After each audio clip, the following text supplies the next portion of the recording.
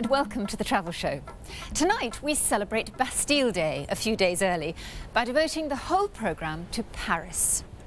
Paris in August, when the Parisians themselves have gone away on holiday and you can rent their apartments, get tables at their top restaurants and feel as though you've got the whole city to yourself.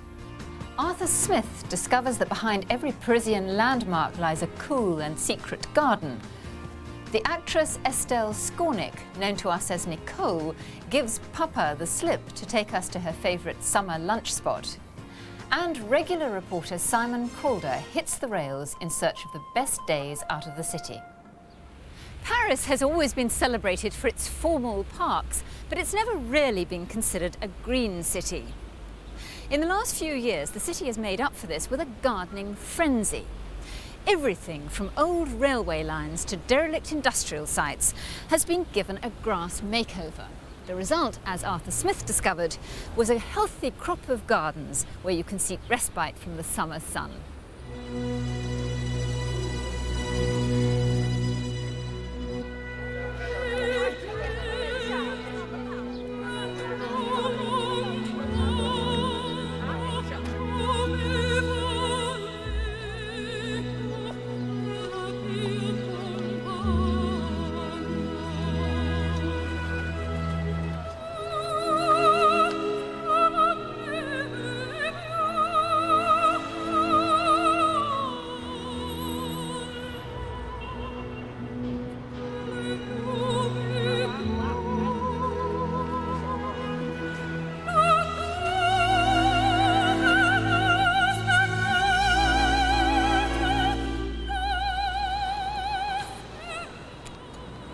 There are more touristy places to visit in Paris than anywhere else in the world. Well, with the possible exception of Rome or Great Yarmouth. The effort of trying to do the whole lot can actually kill you.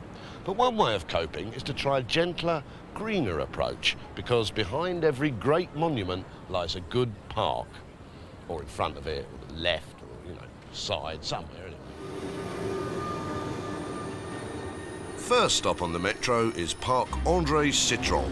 Translation, Andy Lemon.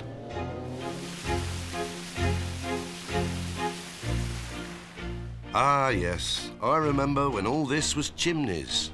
Until recently this was a car factory, the Dagenham of Paris. Now it's the chicest park.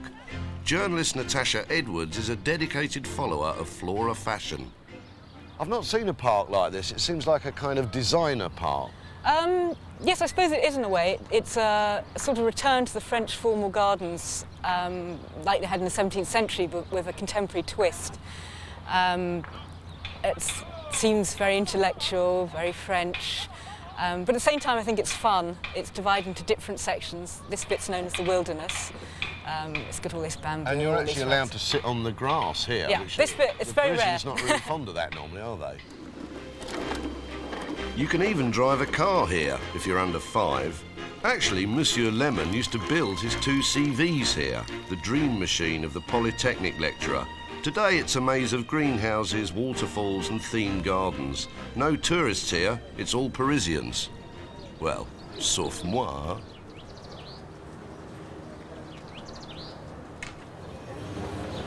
More photo opportunities on the left bank. These cafes once kept writers like Sartre and Camus in coffee. Now the only radical thing about them is the prices.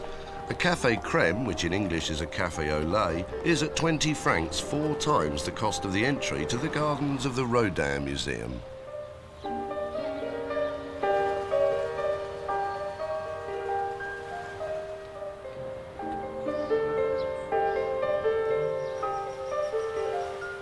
Many of Rodin's greatest sculptures are scattered around the grounds. At the height of his fame, he spent much of his time here, drawing and entertaining friends who lived and worked in the faded grandeur of the Hôtel Béron. After his death, the house became a shrine to his work. Somehow the sculptures seem more at ease out here in the gardens than in the actual museum.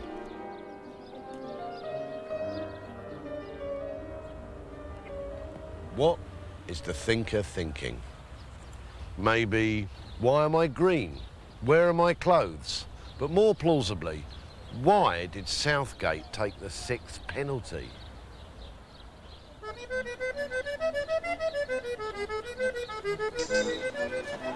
Hey up, me at Les Invalides. The Bastille, symbol of the French Revolution, stormed by the mob in 1789, now stormed by cars and opera goers. The busiest road out leads to the Gare du Lion train station and the city's most unlikely garden, the Promenade Plantée. Up above the streets and cars, a disused railway viaduct has been turned into a burst of the most natural, fantastic sensuality. Garden's quite bright too. From here, Parisians do their second and third most favourite things, walk elegantly and look down on the rest of the world. For 3 miles, rooftop Paris peers in through the flowers. Ugly blokes read poetry. Some still use it for commuting. And the statues, so lifelike.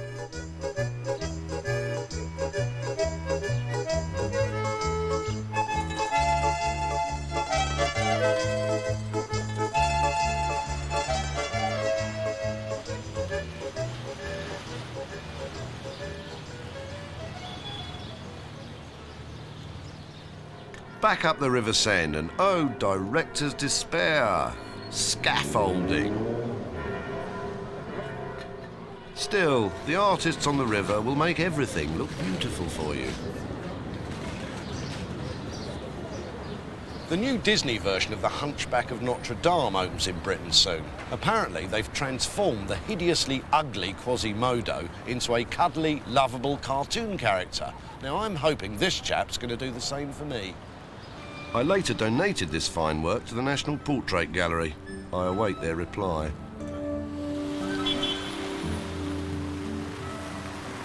Now, if you want to fall in love, this is your place, the Jardin de Luxembourg. Name a film set in Paris and they filmed the romantic interlude here. Oh yeah, except maybe for Last Tango in Paris, or probably a couple of others. They call it the lung of the city. After Versailles, it's the pièce de résistance of the French formal garden. All broad paths and borders. It's an escape for everyone, whether large and old, or small and wet. There's an old saying, if you want to be happy for a few hours, get drunk. If you want to be happy for a few years, get married. If you want to be happy for life, get a garden. And if you haven't got your own garden, you could do a lot worse than hang out in les jardins parisiens. Many Parisian parks have free afternoon events for children on Sundays and during term time on Wednesdays as well. This summer there's also a giant fun fair in Le Jardin des Tuileries and open-air festivals for adults too.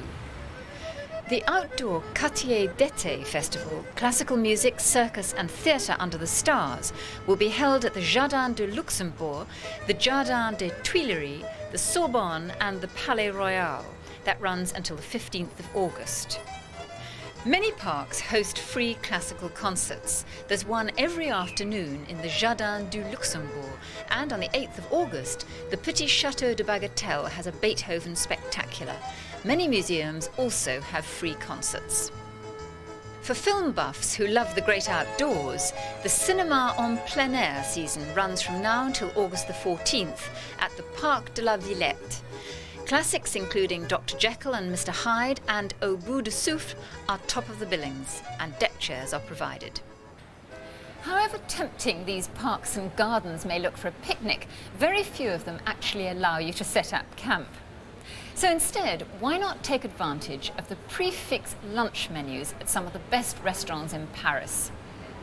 To find out where the top tables are this summer, we asked 5 Parisiennes to name their favourite lunch spots.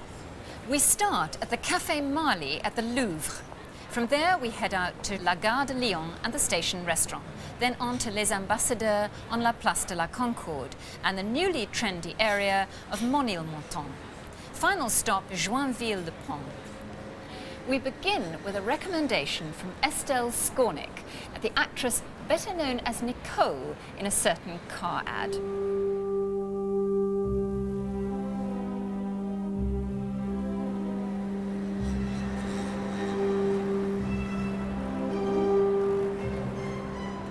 here in the Café Marley, so it's a place that I like very much. I like the mix of people. The feeling for me it's good, so the view of the pyramid of the Louvre it's very, very nice. So here in summer is the best place, I think, because it's very romantic and we feel very good on the terrace here. It's very, very nice and the food is excellent. My favorite food it's tomatoes with mozzarella. I like it.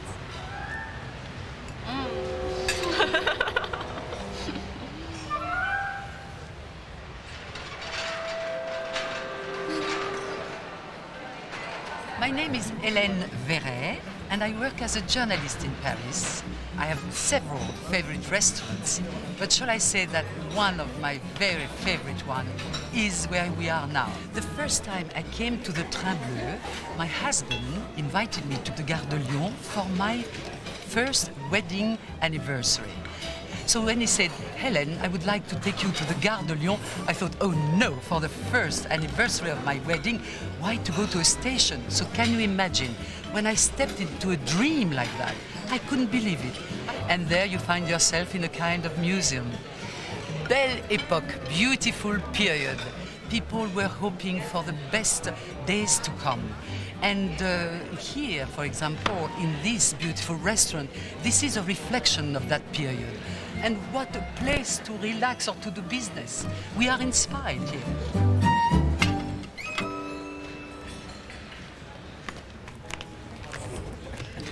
My name is Sonia Rekiel. I am a fashion designer. I live in Paris. I love Paris. My favorite restaurant is the Ambassador, the Crillon, because the place is so wonderful. It is on a fantastic, most beautiful place in Paris, la Place de la Concorde. It's one of the best restaurants in Paris. The chef is fantastic. And also he makes a lot of fantastic dessert with a kind of chocolate cream and very strong with black chocolate. I'm Mary and I live in the Ménilmontant district. The Café Charbon here is my favorite place to eat, you know, because it's very warm atmosphere. What is good in this district too, it can really be cheap to eat, between 4 and 7 pounds, you know. I prefer to eat at the bar rather outside, because outside is much more expensive. All my friends do know this place, very friendly and a good atmosphere, really great. My name is Nicole Bremont and I come here to find a counterpart to my job. I am a very stressed executive. It's about 20 minutes outside Paris, it's just like coming back to reality. We are here in Chez Gégène, the most famous guinguette we have in Paris. A guinguette is a place where people come to have lunch. They usually have mussels and chips with a nice white wine for less than 12 pounds. People who come here don't come here for show, they really come here to have fun. The Parisian transport system has a bewildering number of different saver tickets. If you're not planning to venture outside the city, best value is the Carnet. 10 tickets valid on the Metro, the underground system, and the RER, the local line, for £5.50. But if you are going beyond the city limits, better still is the Carte Orange. It's valid for a week and means you can rove the Metro, the RER and the high-speed SNCF within certain zones to your heart's content. Simon Calder put it to the test. He bought his card at the Gare de Lyon, then took the RER to Noisy-le-Grand before making his way to Meaux at the heart of Brie country.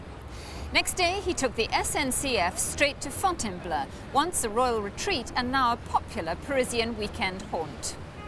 As ever, Simon milked his ticket for every franc's worth.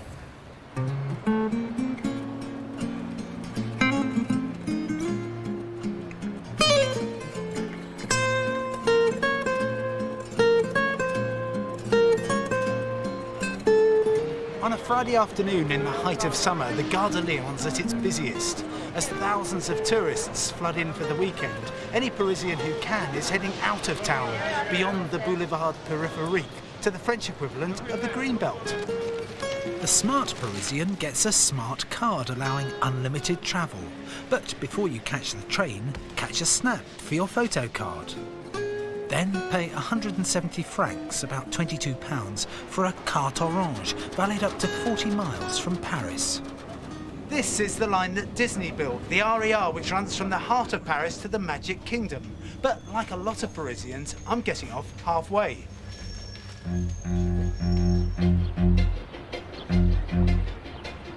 Noisy-le-Grand is as much of a theme park as Disneyland Paris, but the theme here is to take urban design to extremes. It's a perfect example of the French affection for, or obsession with, postmodernist architecture. Makes my hometown, Crawley, seem almost normal. The postmodernist theme continues at this new hotel, the Adagio, a confusion of glass and steel at the heart of a futuristic community. Only 10 miles from Paris, but already you feel as though you're on another planet. That's reinforced by the menu here in the satellite bar, where you choose between moon and meteor specials. But it doesn't cost the earth to stay at this space-age hotel. The weekend rate is just £50 for two. The playgrounds here may be bar-coded, but you sense the architects designed the housing with people in mind. If it looks strangely familiar, that's probably because Noisy-le-Grand is a favourite location for makers of futuristic films. One vision of the future which hasn't caught on is that the locals want to play chess on a summer's evening. Making your escape from the 21st century is easy with a carte orange. The travel ticket is valid on buses too.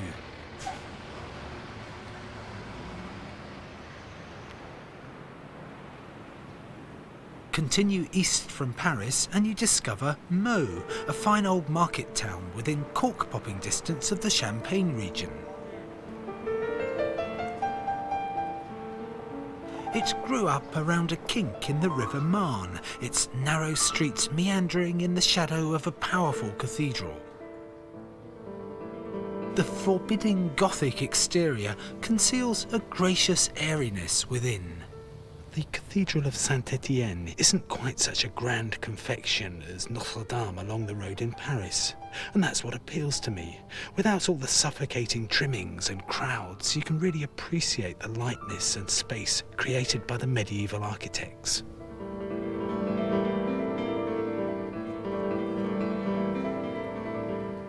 It took me an hour to get to Meaux, but you could drift here gracefully in a few days, like the Morgans from Poole in Dorset. Travelling on the canals, you meet lots of places like this, and we find they're all worth stopping in. And I suppose you see a very different picture of France to the one we're used to. Or very different than you would if you're travelling by car. You do really see the rural bit of it, particularly, of course, when we're on our bicycles. You can use your carte orange on a tram orange to shuttle back to the capital for the night and start fresh the next morning, this time on a southbound train.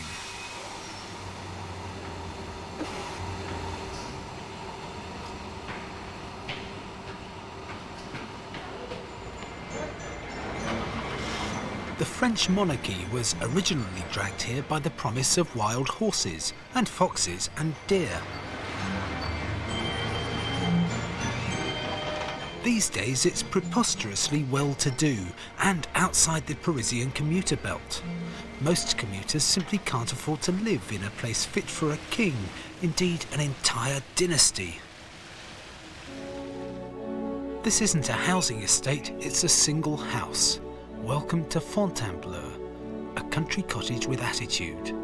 A 12th century hunting lodge embellished by everyone from Francois I to the Rockefellers. Napoleon slept here between bursts of empire building. But you've got to get your timing right to enjoy the place. Arrive at 9:30 before all the coach tours turn up, and you can take temporary possession of a palace. To break free from the confines of the chateau and the approaching bourgeoisie, head back to the station to negotiate temporary possession of a bike. 80 francs, half a day. Then immerse yourself for free in the forest of Fontainebleau.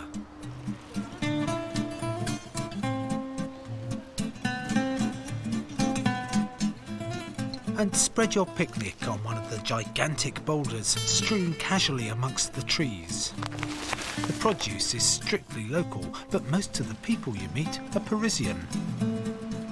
Fontainebleau Forest is the biggest one close to Paris, and this is the first forest you can find when you get out from Paris, South Paris. Does that mean there's just not enough open spaces closer to Paris? Yes, that means exactly.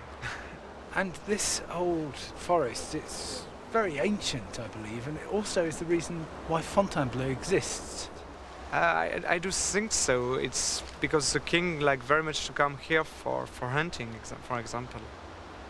And when you go in the forest and during the winter time, you can meet a lot of animals inside the forest. There's nothing wrong with spending summer in the city, but you get more out of Paris if you get out of town. Fontainebleau is part of the Carte Musées et Monuments scheme.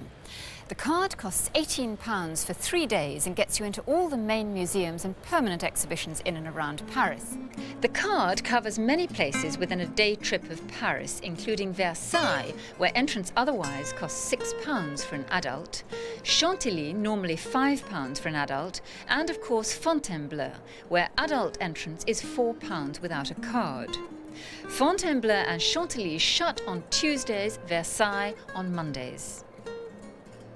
With a museum card, you can even jump the queue at the Louvre, or go on a Sunday or after 3 p.m. on Monday and Wednesday when the price drops from £6 to £3.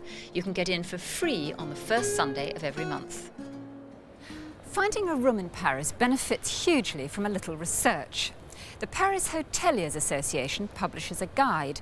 The busiest months, September and October, are trade fair months and best avoided. But if you've left it late and are stuck, for a small fee, the tourist board will find you a room. We've been looking at some of the best ways to stay in Paris for those who've planned a little further ahead.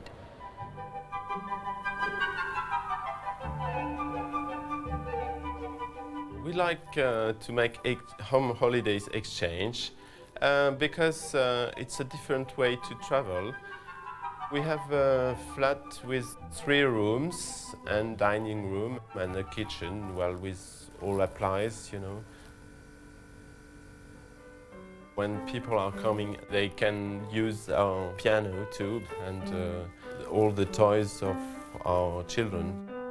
Our flat is about 10 minutes to go to the center, to Saint-Germain, to Saint-Michel, to Notre-Dame. It's the cheapest way we find, of course, because you just have to make an exchange, flat for flat and home for homes.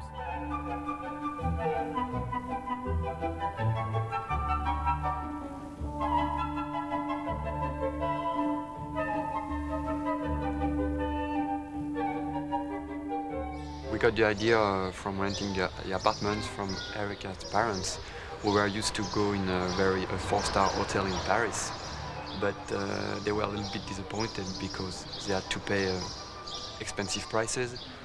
We tried to keep the number of apartments we owe very small.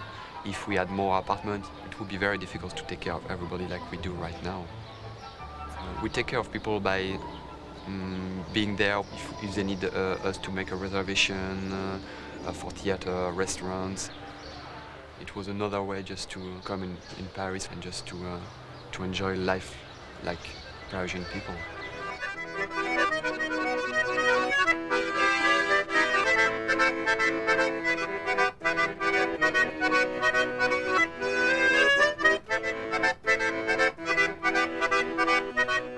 I've bounced on mattresses all over town doing research for an accommodations chapter for a large guidebook, so I know the hotel scene rather well.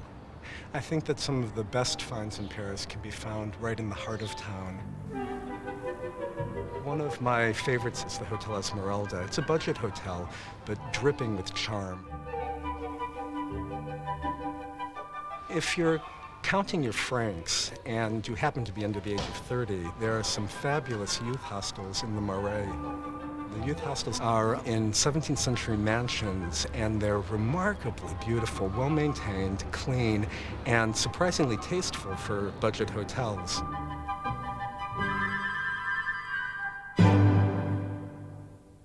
Once you've settled in, consult the Time Out English listings section of the magazine Pariscope to find out what's on in the city. There are plenty of bargains like half-price theatre tickets. You just have to know where to look. And now for a visit to the Travel Show Gallery. Study the pictures, and if you can guess which city they represent, you could win a weekend there for two.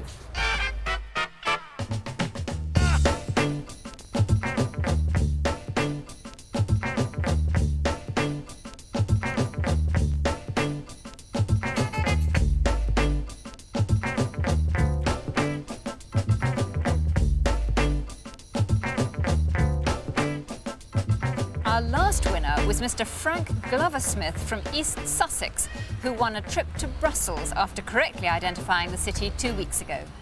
If you think you know this week's answer, the number to call is 0891 339933. Calls cost 39 pence a minute, and the lines will be open until midnight tonight. We'll have the answer and the chance to win another weekend away on next week's programme. As far as getting to Paris is concerned, increased competition has brought down prices drastically. If you want to fly, a return from London costs from £59 midweek, and from Manchester from £89 return.